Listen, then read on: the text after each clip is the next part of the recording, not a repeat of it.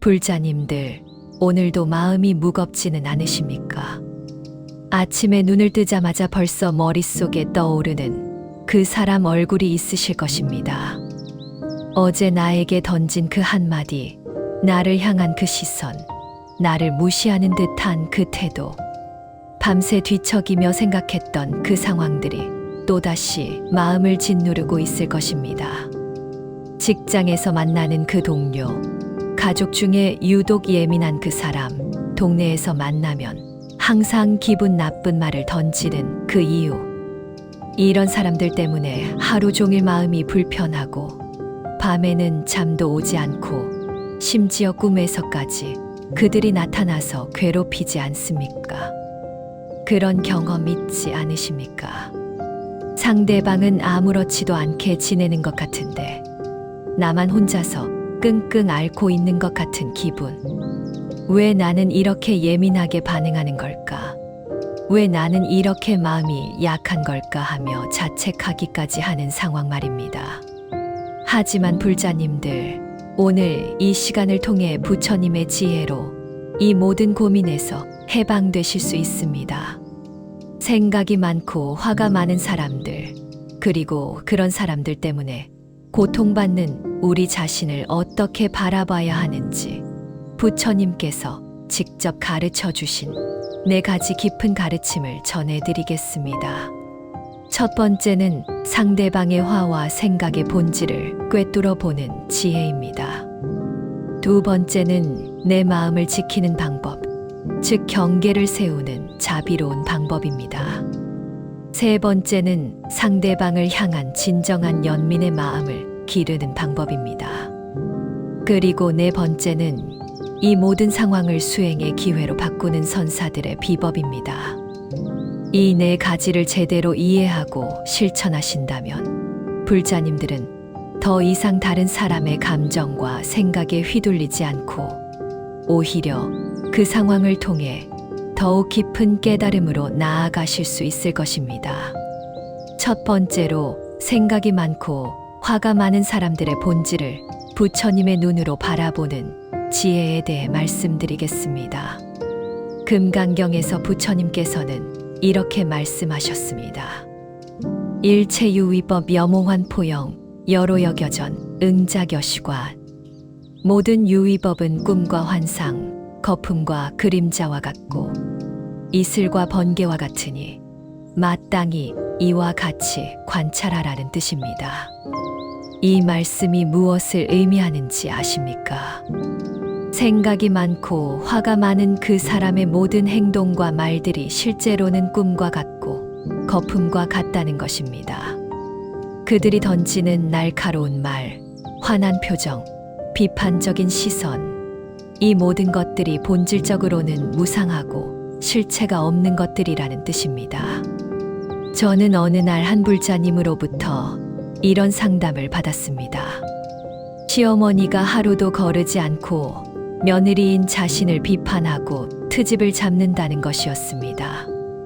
아침에 일어나는 시간부터 시작해서 밥하는 방법, 아이 키우는 방법, 심지어 숨 쉬는 것까지도 못마땅히 한다고 했습니다. 그 불자님은 날마다 눈물을 흘리며 왜 시어머니가 자신만 그렇게 미워하는지 모르겠다고 하소연했습니다. 그때 저는 그 불자님에게 이렇게 물어보았습니다. 혹시 시어머니께서 다른 사람들에게는 어떻게 대하시는지 유심히 본 적이 있으신가요? 며칠 후 그 불자님이 다시 찾아와서는 깜짝 놀란 표정으로 말했습니다. 시어머니가 남편에게도 시누이에게도 심지어 자기 친구들에게도 똑같이 비판적이고 불만이 많다는 것을 발견했다는 것입니다. 이것이 바로 부처님께서 말씀하신 진리입니다. 생각이 많고 화가 많은 사람들의 그런 행동은 상대방 때문이 아니라 그들 자신의 업장과 습기 때문인 경우가 대부분입니다. 마치 색안경을 쓰고 세상을 보면 모든 것이 그 색깔로 보이는 것과 같습니다. 화가 많은 사람은 화가 난 눈으로 세상을 보기 때문에 무엇을 봐도 화가 나고 생각이 많은 사람은 의심의 눈으로 세상을 보기 때문에 무엇을 봐도 의심스럽고 걱정스러운 것입니다. 조주선사의 어록에 이런 대화가 나옵니다. 한 제자가 스승에게 물었습니다. 스님, 저 사람이 저를 미워하는 것 같습니다. 어떻게 하면 좋을까요? 조주선사가 답했습니다. 그 사람이 너를 미워하는 것이 아니라 그 사람 마음 속의 미움이 너를 통해 나타나는 것이다. 마치 더러운 거울이 무엇을 비춰도 더럽게 보이는 것과 같다. 이 말씀을 깊이 새겨보십시오. 우리를 향해 화를 내고 비판하는 사람들은 실제로는 우리가 문제가 아니라 그들 자신의 내면에 쌓인 번뇌와 고통이 우리를 통해 표출되는 것일 뿐입니다. 마치 병든 사람이 달콤한 음식도 쓰게 느끼는 것처럼 마음이 병든 사람은 선한 사람을 봐도 불편해하는 것입니다. 그러므로 불자님들께서는 이제부터 그런 사람들의 말과 행동에 일일이 상처받지 마십시오. 그것은 그들의 문제이지 여러분의 문제가 아닙니다. 여러분이 아무리 완벽해져도 아무리 잘해도 그런 사람들은 계속해서 문제를 찾아낼 것입니다. 왜냐하면 그것이 그들의 습관이고 업장이기 때문입니다. 두 번째로 내 마음을 지키는 자비로운 경계 세우기에 대해 말씀드리겠습니다. 법구경에서 부처님께서는 이렇게 말씀하셨습니다. 자신을 잘 다스리는 사람이 다른 사람을 가르칠 수 있다. 자신을 다스리기 어렵고 다른 사람을 다스리기는 더욱 어렵다. 이 말씀은 무엇을 의미합니까? 우리가 다른 사람을 바꾸려고 애쓰기 전에 먼저 자신을 지키고 다스리는 것이 우선이라는 뜻입니다. 생각이 많고 화가 많은 사람들과 만날 때 우리가 해야 할 일은 그들을 바꾸려고 노력하는 것이 아니라 우리 자신의 마음을 지키는 것입니다. 어떤 불자님이 저에게 이런 하소연을 하셨습니다. 회사에 유독 신경질적이고 비판적인 상사가 있는데 그 상사 때문에 매일 스트레스를 받아서 집에 와서도 가족들에게 짜증을 내게 된다는 것이었습니다. 심지어 그 상사가 하는 말이 꿈에까지 나와서 잠을 제대로 못 잔다고 했습니다. 그때 저는 그 불자님에게 부처님께서 가르쳐 주신 마음 지키는 방법을 알려드렸습니다. 첫째는 물리적 거리두기입니다. 가능한 한 그 상사와의 접촉을 최소화하고 꼭 필요한 업무적 대화만 하도록 하라고 했습니다. 친해지려고 노력하거나 이해받으려고 애쓰지 말고 그냥 업무적으로만 관계를 유지하라고 했습니다. 둘째는 정신적 거리두기입니다. 그 상사가 하는 말을 개인적으로 받아들이지 말고 그냥 그 사람의 습관적인 반응이라고 생각하라고 했습니다. 마치 비가 내리는 것을 개인적으로 받아들이지 않는 것처럼 그 사람의 화나 비판도 그냥 날씨와 같은 것이라고 여기라고 했습니다. 셋째는 마음의 보호막 만들기입니다. 매일 아침 출근하기 전에 부처님의 자비광명이 자신을 둘러싸고 있다고 상상하며 염불이나 진언을 외우라고 했습니다. 그리고 그 상사의 부정적인 에너지가 자신에게 침투하지 못하도록 마음의 방패를 치라고 했습니다. 한 달 후 그 불자님이 다시 찾아와서는 놀라운 변화를 보고해 주셨습니다. 상사는 여전히 같은 행동을 했지만 자신은 더 이상 그것에 휘둘리지 않게 되었다는 것입니다. 심지어 그 상사가 불쌍하게 느껴지기 시작했다고 했습니다. 이것이 바로 부처님께서 가르쳐 주신 자비로운 경계 세우기입니다. 상대방을 미워하거나 원망하는 것이 아니라 그냥 건강한 거리를 유지하는 것입니다. 마치 가시나무를 미워하지는 않지만 가까이 가지 않는 것과 같습니다. 원효대사께서도 비슷한 가르침을 남기셨습니다. 모든 중생을 사랑하되 모든 중생과 가까이 하지는 말라. 이 말씀의 깊은 뜻은 자비심은 가져야 하지만 물리적이고 정신적인 경계는 분명히 해야 한다는 것입니다. 특히 생각이 많고 화가 많은 가족이나 친척의 경우에는 이런 경계 세우기가 더욱 중요합니다. 혈연 관계라고 해서 모든 것을 참고 견뎌야 한다는 생각은 잘못된 것입니다. 오히려 가족이기 때문에 더욱 건강한 관계를 위해 적절한 거리를 유지해야 합니다. 부모나 시부모가 지나치게 간섭하거나 비판적이라면 정중하지만 단호하게 경계를 표현해야 합니다. 어머님께서 걱정해 주시는 마음은 감사하지만 이 문제는 제가 알아서 하겠습니다 라고 말하는 것이 필요합니다. 형제자매나 친척들 중에 항상 부정적인 말을 하는 사람이 있다면 만나는 횟수를 줄이고 대화의 주제를 제한하는 것이 현명합니다. 세 번째로, 생각이 많고 화가 많은 사람들을 향한 진정한 연민의 마음을 기르는 방법에 대해 말씀드리겠습니다.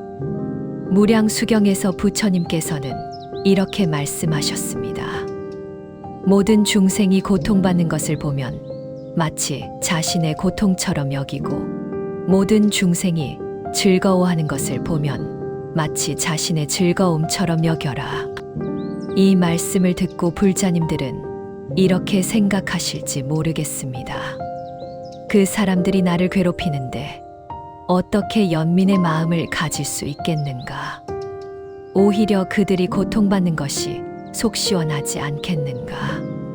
하지만 부처님의 지혜로 더 깊이 들여다보면 생각이 많고 화가 많은 사람들이야말로 가장 큰 고통 속에 있는 중생들이라는 것을 알 수 있습니다. 한번 생각해 보십시오. 화를 많이 내는 사람이 정말 행복한 사람일까요? 생각이 많고 일심이 많은 사람이 정말 평안한 사람일까요? 절대 그렇지 않습니다. 화가 많은 사람은 하루 종일 화가 나는 일들만 보이고, 생각이 많은 사람은 하루 종일 걱정거리만 보입니다. 그들의 마음속은 항상 불안과 분노로 가득 차 있습니다. 밤에 잠자리에 누웠을 때도 온갖 잡념과 원망으로 잠을 이루지 못합니다. 이런 상태로 살아가는 것이 얼마나 고통스러운 일인지 아십니까? 저는 한때 매우 화가 많고 비판적인 한 신도분을 만난 적이 있습니다. 절에 올 때마다 다른 신도들을 비판하고 스님들을 비판하고 심지어 부처님의 가르침까지도 트집을 잡았습니다. 다른 신도들은 그분 때문에 매우 불편해했고, 일부는 그분이 오는 날에는 아예 절에 오지 않기까지 했습니다. 처음에는 저도 그분 때문에 스트레스를 많이 받았습니다. 하지만 어느 날 우연히 그분의 사정을 자세히 알게 되었습니다. 어려서부터 부모님의 사랑을 제대로 받지 못하고, 결혼해서도 시댁에서 구박을 받고, 자식들도 모두 자기 앞길만 바쁘다고 연락조차 하지 않는다는 것을 알게 되었습니다. 그 모든 상처와 외로움이 화와 비판으로 표출되고 있었던 것입니다. 그때 저는 비로소 그분에 대한 연민의 마음이 생겼습니다. 그분의 화와 비판은 나를 인정해달라, 나를 사랑해달라는 절규였던 것입니다. 하지만 그분은 사랑을 받는 방법을 제대로 배우지 못했기 때문에 오히려 사람들을 밀어내는 행동만 하고 있었던 것입니다. 해능대사의 6조 단경에 이런 말씀이 있습니다. 모든 중생의 번뇌는 본래 부처님의 지혜에서 나온 것이다. 단지 그것을 깨닫지 못할 뿐이다. 이 말씀의 의미는 생각이 많고 화가 많은 사람들도 본래는 부처님과 같은 청정한 본성을 가지고 있다는 것입니다. 단지 무명과 업장에 가려져서 그 본성이 제대로 드러나지 못하고 있을 뿐입니다. 마치 먹구름이 태양을 가리고 있어도 태양 자체는 여전히 밝게 빛나고 있는 것과 같습니다. 그러므로 우리는 그런 사람들을 미워할 것이 아니라 불쌍히 여겨야 합니다. 그들이 화를 내고 비판을 할 때마다 아, 저 분이 얼마나 고통스러우면 저런 행동을 하실까 하고 생각해야 합니다. 실제로 연민의 마음을 가지고 그런 사람들을 대하면 놀라운 변화가 일어납니다. 우선 우리 자신의 마음이 편안해집니다. 상대방의 행동에 화가 나지 않고 오히려 평정심을 유지할 수 있게 됩니다. 그리고 때로는 상대방도 우리의 그런 마음을 느끼고 조금씩 변화하는 경우도 있습니다. 물론 모든 사람이 변하는 것은 아닙니다. 하지만 중요한 것은 상대방의 변화가 아니라 우리 자신의 마음가짐입니다. 연민의 마음을 가짐으로써 우리는 더 이상 그들의 부정적 에너지에 휘둘리지 않고 오히려 자비의 에너지로 그들을 감싸줄 수 있게 되는 것입니다. 네 번째로 생각이 많고 화가 많은 사람들과의 만남을 수행의 기회로 바꾸는 선사들의 비법에 대해 말씀드리겠습니다. 선가에서 전해 내려오는 말에 원수가 은사라는 말이 있습니다. 나를 괴롭히는 사람이야말로 나에게 가장 큰 가르침을 주는 스승이라는 뜻입니다. 이것이 얼마나 깊은 지혜인지 아십니까? 임재선사께서는 이렇게 말씀하셨습니다. 어디에서든 주인이 되어라. 서 있는 곳이 모두 참다운 곳이다. 이 말씀은 어떤 상황에서든 심지어 가장 어려운 상황에서도 자신의 마음을 다스려서 그 상황의 주인이 되라는 의미입니다. 생각이 많고 화가 많은 사람들과 만나는 상황을 수행의 기회로 바꾸는 첫 번째 방법은 인내바람일 수행입니다. 인내바람일은 단순히 참는 것이 아닙니다. 상대방의 부정적인 에너지에 휘둘리지 않고 자신의 중심을 잃지 않는 것입니다. 마치 거센 바람이 불어도 뿌리 깊은 나무는 흔들리지 않는 것과 같습니다. 한 신도분이 이런 경험을 나누어 주셨습니다. 시댁 식구들이 모이는 자리에서 항상 자신만 타깃으로 삼아 비판하는 시누이가 있었다고 합니다. 처음에는 너무 화가 나서 맞받아치고 싶었지만 부처님의 가르침을 생각하며 참았다고 합니다. 그런데 신기하게도 그런 상황이 반복될수록 자신의 마음이 더욱 단단해지는 것을 느꼈다고 합니다. 나중에는 시누이가 무슨 말을 해도 전혀 동요하지 않을 수 있게 되었고 오히려 그런 자신의 변화에 스스로 놀랐다고 합니다. 두 번째 방법은 자비심 개발 수행입니다. 상대방을 향한 자비심을 기르는 것은 상대방을 위한 것이기도 하지만 무엇보다 자신의 마음을 정화하기 위한 것입니다. 마음속에 미움과 원망을 품고 있으면 그것이 독이 되어 자신을 해치게 됩니다. 하지만 자비심을 품으면 그 자비심이 감로수가 되어 자신의 마음을 치유하게 됩니다. 매일 저녁 잠자리에 들기 전에 그날 만났던 힘든 사람들을 떠올리며 이렇게 발언해 보십시오. 이분이 모든 고통에서 벗어나기를 발언합니다. 이분이 진정한 행복을 얻기를 발언합니다. 이분이 부처님의 자비광명 속에서 평안하기를 발언합니다. 처음에는 마음에서 우러나오지 않을 수 있습니다. 하지만 계속 이런 발언을 하다 보면 점차 진심이 우러나게 되고 결국 자신의 마음이 한없이 넓어지는 것을 경험하게 될 것입니다. 세 번째 방법은 무상관 수행입니다. 모든 것은 무상합니다. 생각이 많고 화가 많은 그 사람도 무상하고 그들이 하는 말과 행동도 무상하고 그로 인한 우리의 감정도 무상합니다. 이 순간의 어려운 상황도 시간이 지나면 반드시 변할 것입니다. 구산 선문의 조사들은 이런 가르침을 남겼습니다. 모든 현상은 구름과 같다. 왔다가 가는 것일 뿐이다. 생각이 많고 화가 많은 사람들과의 만남도 인생의 한순간일 뿐입니다.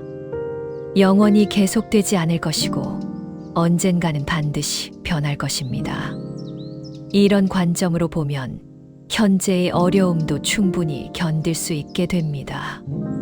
네 번째 방법은 감사와 회향의 수행입니다. 아무리 힘든 상황이라도 그 속에서 배울 점을 찾아보고 그것에 대해 감사하는 마음을 갖는 것입니다. 그리고 그런 어려운 상황을 통해 얻은 인내와 지혜를 모든 중생을 위해 회향하는 것입니다. 예를 들어 직장에서 까다로운 상사를 만났다면 그 상사 덕분에 자신의 인내심이 늘었다고 생각하고 감사해 보십시오. 가족 중에 신경질적인 사람이 있다면 그 사람 덕분에 자신의 자비심을 기를 수 있는 기회가 생겼다고 여겨보십시오. 그리고 이렇게 발언해 보십시오. 이 어려운 상황을 통해 제가 얻은 모든 공덕을 세상의 모든 중생들과 나누겠습니다. 저와 같은 어려움을 겪고 있는 모든 중생들이 이 공덕으로 인해 평안을 얻기를 발언합니다. 이렇게 하면 힘든 상황이 오히려 보살행을 실천하는 기회가 되고 자신의 수행을 깊게 하는 계기가 됩니다. 달마대사께서도 말씀하셨듯이 역경이 오히려 도를 이루는 지름길인 것입니다. 또한 이런 수행을 통해 우리는 점차 일반인과는 다른 안목을 갖게 됩니다. 다른 사람들이 힘들어하고 화를 내는 상황에서도 우리는 평정심을 유지할 수 있고 오히려 그런 상황을 지혜롭게 활용할 수 있게 됩니다. 이것이 바로 선가에서 말하는 번뇌즉보리의 경지입니다. 불자님들, 지금까지 생각이 많고 화가 많은 사람들로 인한 고민에서 벗어나는 부처님의 4가지 지혜를 함께 살펴보았습니다. 첫 번째, 그들의 화와 생각이 본질적으로 무상하고 실체 없는 것임을 깨달으십시오. 그들의 부정적인 반응은 여러분 때문이 아니라 그들 자신의 업장과 습기 때문입니다. 두 번째, 자비로우면서도 단호하게 경계를 세우십시오. 사랑한다고 해서 모든 것을 받아줄 필요는 없습니다. 건강한 거리를 유지하는 것도 지혜입니다. 세 번째, 그런 사람들을 향한 진정한 연민의 마음을 기르십시오. 그들이야말로 가장 큰 고통 속에 있는 중생들입니다. 네 번째, 모든 어려운 상황을 수행의 기회로 바꾸십시오. 인내바라밀 자비심 개발, 무상관, 감사와 회향을 통해 오히려 더 큰 깨달음을 얻으시기 바랍니다. 이 4가지를 잘 기억하시고 실천하신다면 불자님들은 더 이상 다른 사람의 부정적 에너지에 휘둘리지 않을 것입니다. 오히려 그런 상황들이 여러분의 수행을 더욱 깊게 하고 지혜를 더욱 밝게 하는 계기가 될 것입니다. 오늘 이 법문이 도움이 되셨다면 좋아요와 댓글로 여러분의 마음을 나누어 주십시오. 그리고 주변에 비슷한 고민을 가진 분들께도 이 영상을 권해 주시기 바랍니다. 모든 중생이 괴로움에서 벗어나 진정한 평안을 얻기를 발언하며 오늘 법문을 마치겠습니다. 나무아미타불 관세음보살